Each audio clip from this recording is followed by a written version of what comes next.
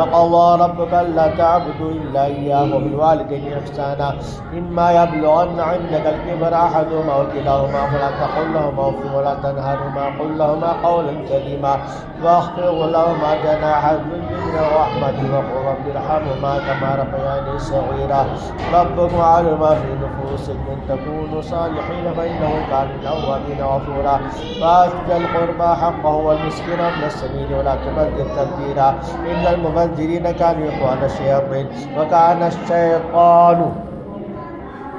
إن المبذرين كانوا إخوان الشياطين وكان الشيطان لربه كفورا وإما تعرضن عنهم ابتغاء رحمة من ربك ترجوها فقل لهم قولا ميسورا ولا تجعل يدك مغلولة إلى عنقك ولا تبسطها كل البسط فتقعد ملوما محسورا إن ربك يبسط الرزق لمن يشاء ويقدر إنه كان بعباده خبيرا بصيرا ولا تقتلوا أولادكم خشية إملاق نحن نرزقهم وإياكم إن قتلهم كان خطأ كبيرا ولا تقربوا الزنا إنه كان فاحشة وساء سبيلا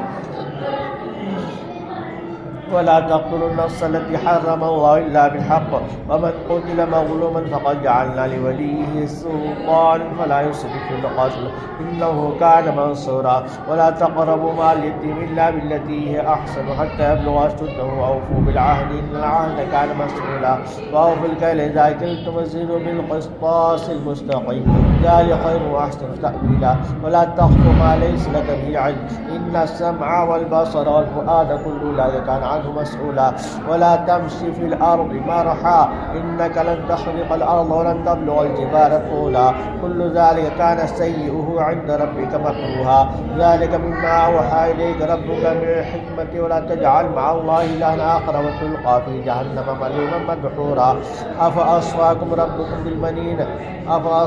ربكم بالبنين واتخذ من الملائكة إناثا إنكم لتقولون قولا عظيما